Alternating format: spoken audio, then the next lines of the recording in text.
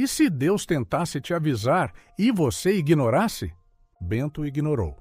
Chegou ao topo da montanha, segurando o que achava que era sua maior conquista.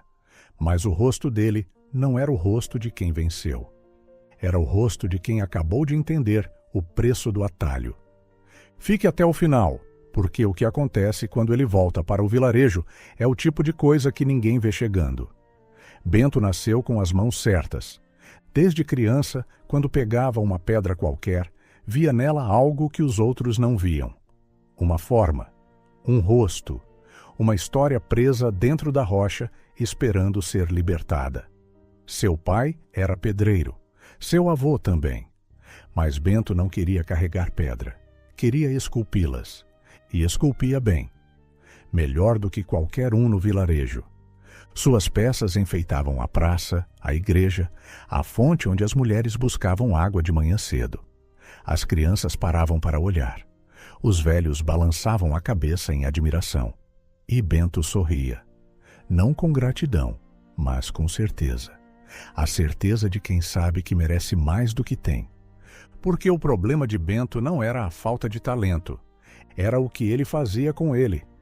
Enquanto seus vizinhos acordavam antes do sol e voltavam depois que ele se punha, Bento escolhia os trabalhos pelo preço, não pelo propósito. Recusava encomendas pequenas. Desprezava quem não podia pagar o que ele achava que valia. E quando o dinheiro demorava, culpava o vilarejo. Culpava o tempo. Culpava a falta de reconhecimento. Nunca culpava o espelho. Seu vizinho Mateus era diferente. Acordava cedo, trabalhava devagar, cobrava justo. Não tinha o talento de Bento. Suas peças eram simples, sem a mesma graça. Mas cada pedra que ele entregava vinha com o suor de quem havia dado o melhor que tinha. E as pessoas pagavam com gratidão, não com obrigação. Bento via isso e sentia um incômodo que não sabia nomear. Não era inveja, era algo pior. Era a sensação de que o mundo estava errado. E ele estava certo. Foi numa tarde de vento seco que o comerciante chegou ao vilarejo. Um homem gordo, de chapéu largo e olhos espertos, como os de quem já enganou muita gente e aprendeu a parecer honesto. Ele percorreu a praça, olhou as esculturas de Bento e sorriu do jeito que os espertos sorriem quando encontram alguém que podem usar. Ouvi falar de você, disse. Dizem que suas mãos transformam pedra em sonho. Bento se endireitou. Era exatamente o que queria ouvir. Tenho uma proposta, continuou o comerciante, baixando a voz como quem divide um segredo. Atrás da montanha dos 3 picos vive um ferreiro que guarda o cinzel de ouro. Quem esculpe com ele produz obras que nenhum homem comum consegue imitar. Obras que valem fortunas. Obras que duram séculos. Se você trouxer esse cinzel, eu garanto que suas peças chegarão às mãos dos homens mais ricos desta terra. Bento sentiu o coração acelerar. E o que você quer em troca? O comerciante tirou um papel do bolso com a naturalidade de quem já tinha aquilo preparado faz tempo. Abriu devagar, apontou para a linha no final e disse apenas: metade do que você ganhar. Só isso. Era um documento longo, letras miúdas, parágrafos apertados, cláusulas que precisariam de calma para ser lidas. Bento olhou para o papel por 2 segundos, tempo suficiente para ver que havia muita coisa escrita ali, e assinou. Não porque não havia percebido, porque não queria saber. O comerciante dobrou o papel com cuidado e guardou no bolso. O sorriso não saiu do rosto. Amanhã você parte. Quanto antes for, quanto antes a fortuna chega. E foi exatamente aí que o caminho começou a se fechar. Mas Bento ainda não sabia disso. Na manhã seguinte, antes que o sol esquentasse, Bento partiu. O vilarejo ficou para trás lentamente, como uma lembrança que vai desbotando. Mateus estava na porta de sua oficina, lixando uma peça pequena com paciência de quem não tem pressa, porque sabe o que está fazendo. Ergueu a mão para cumprimentar. Aonde vai, Bento? Buscar o que é meu, respondeu Bento sem parar. Mateus ficou olhando até ele sumir na curva da estrada. Não disse nada, mas seus olhos tinham a expressão de quem entende uma coisa que o outro ainda vai precisar aprender na dor. O caminho subia devagar entre rochas e arbustos secos. O céu era azul e limpo, mas havia algo no ar, uma tensão quieta, como antes de uma tempestade que ainda não decidiu se vai cair. Os pássaros cantavam menos do que o normal. As sombras pareciam mais compridas do que deveriam ser para aquela hora. Bento não notou nada disso. Estava ocupado demais calculando quanto valeria a primeira peça que esculpiria com o cinzel de ouro. Foi então que ouviu o som, um martelar ritmado, pesado, vindo de trás de um conjunto de pedras à margem da trilha. Bento se aproximou e encontrou um ferreiro velho curvado sobre uma bigorna, trabalhando com martelo e ferro num calor que faria qualquer homem recuar. O suor escorria pelo rosto enrugado do velho. Suas mãos eram enormes, calejadas, escuras do trabalho de décadas. O ferreiro ergueu os olhos. "Caminhante", disse com voz grossa, "você entende de metal?" "Entendo de pedra", respondeu Bento impaciente. "Então talvez entenda disso." O ferreiro estendeu uma lâmina pequena, simples, sem enfeite. "Estou tentando achar o equilíbrio certo nessa peça faz 3 dias. Uma segunda opinião vale ouro." Bento olhou a lâmina. Viu o problema imediatamente. O ferreiro havia distribuído o peso errado. A peça nunca teria equilíbrio daquele jeito. Era uma correção simples. 5 minutos de conversa. Mais 5 minutos eram 5 minutos que o separavam do cinzel de ouro. "Não tenho tempo", disse e seguiu andando. O ferreiro ficou olhando para a lâmina em silêncio. Bento não olhou para trás e levou consigo, sem saber, a primeira coisa que havia perdido naquele dia. O sol chegou ao meio do céu e a trilha ficou mais estreita. As rochas ao redor cresceram, como paredes de um corredor que vai se fechando. O azul do céu foi ganhando uma cor estranha. Não cinza, não branco, mas algo entre os dois, como uma luz que perdeu a convicção. O vento parou completamente. O silêncio era tão denso que Bento podia ouvir seus próprios passos ecoando. Foi nesse silêncio que ele quase tropeçou no homem. Estava sentado no meio da trilha, encostado numa pedra, com um cajado de madeira atravessado nos joelhos. Velho, magro, de olhos brancos e fechados. Cego. Mas sua postura era a de alguém que não precisa ver para saber exatamente onde está. "Quem passa?" perguntou o cego, sem abrir os olhos. "Alguém que não tem tempo a perder", respondeu Bento, tentando contorná-lo. "Ninguém que passa por aqui está sem tempo", disse o cego, com uma calma que irritou Bento. "Só estão com pressa demais para perceber o que carregam." Bento parou. Havia algo naquela voz. "O que você quer, velho?" O cego abriu as mãos. Nelas havia uma pedra pequena, comum, sem nada de especial à primeira vista. Mas tinha uma forma estranha, como se já guardasse dentro dela algo que esperava ser revelado. "Alguém com olhos de escultor poderia me dizer o que vê aqui", disse o cego. "Perdi a visão antes de aprender a enxergar o que está dentro das coisas. Você ainda tem tempo para isso." Bento olhou a pedra.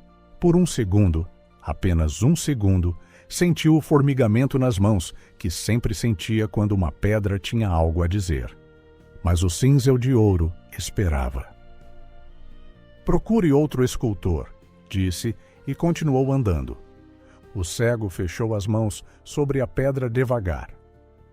"Cada coisa que você despreza", disse em voz baixa, quase para si mesmo, "é uma parte sua que fica para trás." Bento não respondeu, mas aquelas palavras ficaram ecoando em algum lugar dentro dele que ele fazia questão de não escutar. E o céu, que já estava estranho, ficou um pouco mais carregado.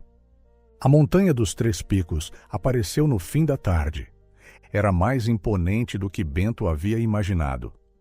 3 cumes pontiagudos cortavam o céu como dedos de pedra apontados para cima.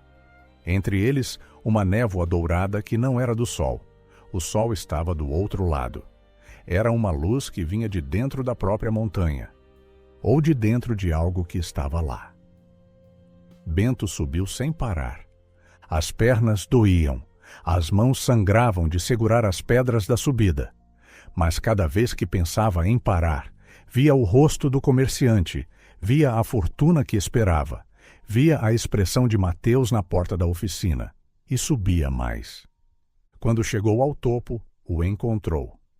Não era o que esperava, nenhum guardião, nenhum templo, apenas uma caixa de madeira velha sobre uma pedra plana, com uma fechadura simples que cedia ao primeiro toque. Dentro, envolto em tecido escuro, estava o cinzel de ouro. Era exatamente como descreveram, dourado do cabo à ponta, perfeito em proporção, brilhando com uma luz que não dependia do sol. Bento o pegou com as 2 mãos e sentiu o peso, mais leve do que esperava, quase como se não tivesse peso nenhum. Levantou os olhos para o horizonte, segurando o cinzel, e naquele momento sentiu algo que não conseguiu nomear. Não era alegria, era uma pergunta. Uma pergunta sem palavras, que vinha de algum lugar dentro do peito onde as coisas verdadeiras moram, e que dizia apenas: "E agora?" Mas Bento não tinha costume de ouvir essa voz. Desceu a montanha com o cinzel guardado na sacola. Chegou ao vilarejo quando a noite já havia fechado. O comerciante esperava na entrada, como se soubesse o horário exato. Sorriu ao ver a sacola. O mesmo sorriso da proposta, o mesmo sorriso do papel assinado. "Você conseguiu." "Consegui", disse Bento, entregando o cinzel para o comerciante examinar. O homem o virou nas mãos, assentiu satisfeito e o devolveu. "Então vamos trabalhar. Amanhã cedo quero a primeira peça." Naquela noite Bento não dormiu. Ficou na oficina com o cinzel de ouro na mão, escolhendo a melhor pedra, a mais nobre, a que valeria mais. Quando achou, posicionou o cinzel e golpeou. O cinzel deslizou. Golpeou de novo. O ouro era macio demais, dobrava sob a força, não cortava pedra, amassava, marcava a superfície sem penetrar. Era lindo, era inútil. Bento tentou durante horas. Nada. O cinzel de ouro não esculpia, brilhava, impunha, impressionava quem olhava. Mas para o trabalho real, para a pedra real, para a arte real, não servia. E foi exatamente naquele momento que Bento entendeu o sorriso do comerciante. Não era o sorriso de quem fez um bom negócio. Era o sorriso de quem já sabia o que Bento só estava descobrindo agora. Ao amanhecer, o comerciante bateu na porta da oficina. Entrou sem esperar resposta, olhou a pedra intacta na bancada, o cinzel dourado na mão de Bento e não disse uma palavra. Não precisava. "Temos um acordo", disse por fim. "Metade do que você ganhar. E você não ganhou nada. Ainda." "O cinzel não funciona", disse Bento a voz baixa. "O cinzel funciona perfeitamente", respondeu o comerciante, tirando o papel dobrado do bolso e abrindo devagar. "Só não funciona para o que você achou que servia. Eu vendo sonhos, não ferramentas.